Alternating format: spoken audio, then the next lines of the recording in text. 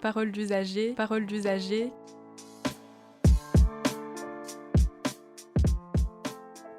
Tu as mentionné différentes consommations. Est-ce que tu peux nous dire lesquelles ?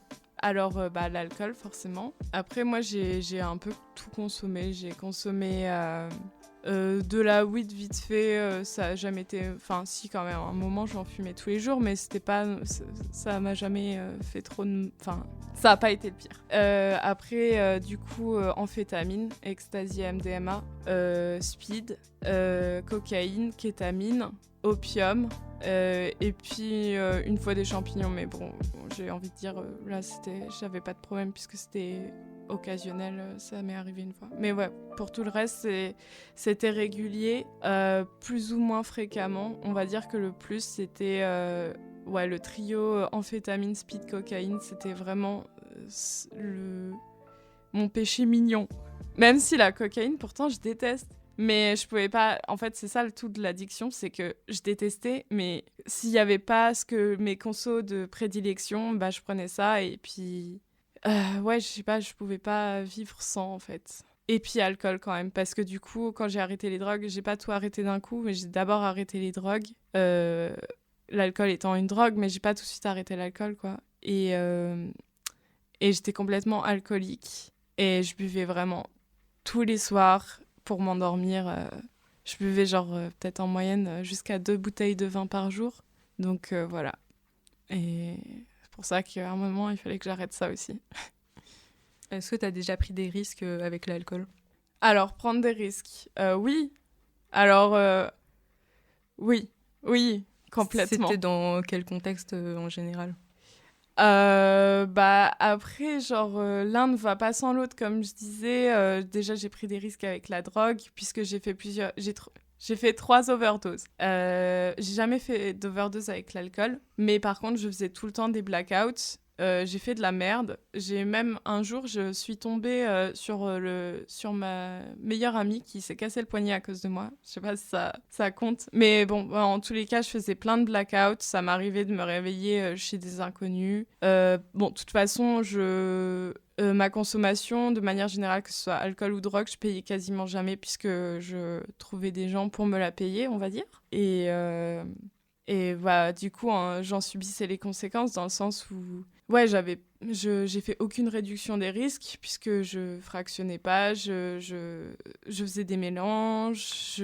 Pour l'alcool, tu as des conseils de réduction de risque maintenant ? Mais est-ce qu'à l'époque, déjà, tu connaissais la non. réduction des risques et les conseils qui auraient pu être... Non, rien du tout de tout ça.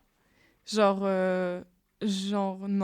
Je savais même pas, tu vois, qu'il fallait pas partager les pailles, par exemple. C'est un truc que j'ai fait et j'ai grave eu peur d'avoir une hépatite. Et ça, au niveau aussi des MST et des pratiques sexuelles, si on mélange pratiques sexuelles et consommation, faut vraiment faire gaffe parce que moi, j'ai eu des comportements extrêmement à risque par rapport à ça. Et je veux pas du tout être dans le jugement parce que je comprends pourquoi on fait ça, puisque je l'ai fait. Mais il faut faire attention, moi j'ai eu de la chance parce que j'ai rien eu en fait. Et je me dis, j'ai vraiment eu de la chance. Et voilà quoi.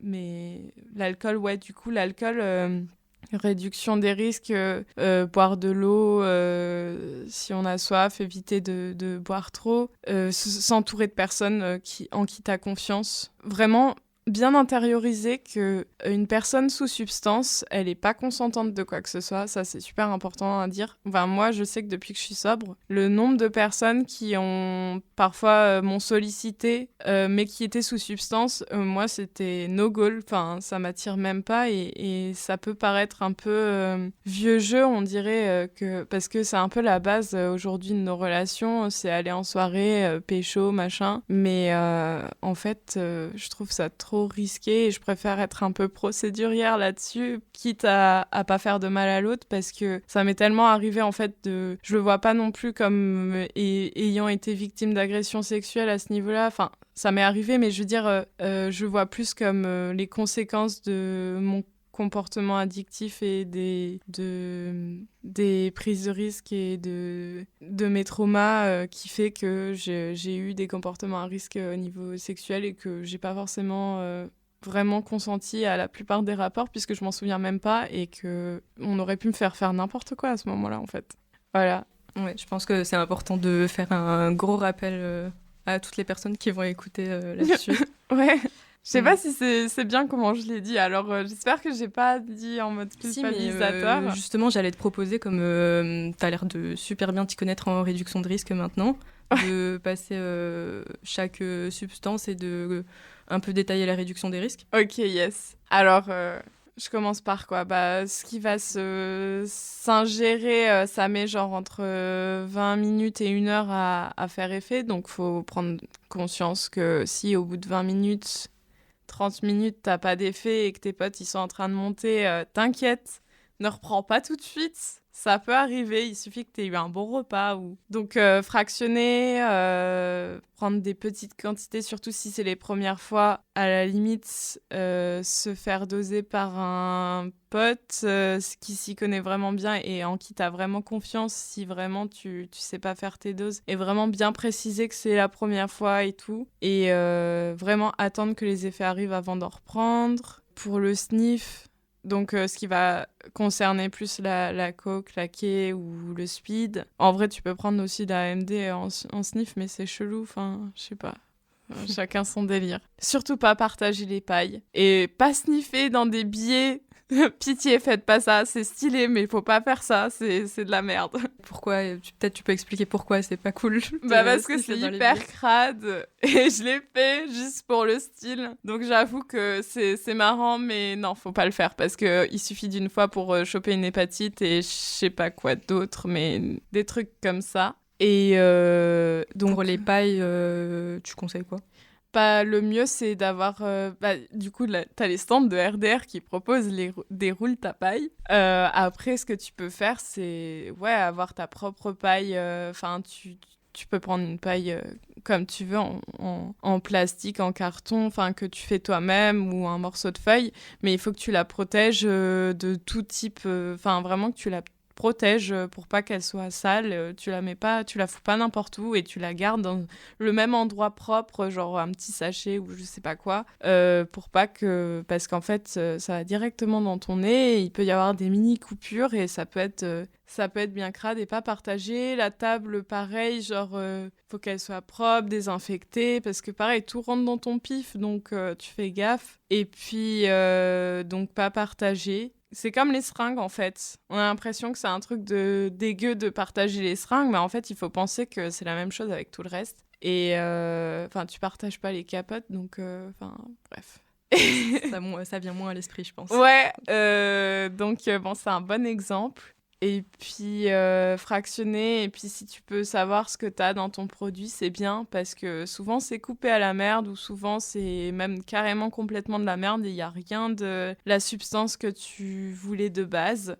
Ça m'est déjà arrivé d'ailleurs d'avoir des grosses alus après de l'AMD, et je me suis dit, ça devait être autre chose, mais je sais pas quoi. Justement, pour vérifier ce qu'il y a dans le produit, on peut aller faire analyser le produit. Ouais, on peut faire analyser le produit. Mais ça prend 3 semaines et tu peux prendre un tout petit bout et tout ça. C'est ça, donc ça se fait notamment dans les Carudes, à Strasbourg, à Itac, et ça prend 3 semaines. Mais si on s'y prend à l'avance, ça peut être utile. Faut être déter. Mais ouais, j'avoue. Non, c'est quand même vraiment important parce que vraiment, ça peut partir en live. Pour le sniff, j'avais peut-être pensé aussi, corrige-moi si je me trompe, à la poudre, à rendre la poudre un peu plus fine. Yes, mais oh là, des fois les castagnes que je me suis mise, faut vraiment pas prendre des grosses traces et vraiment bien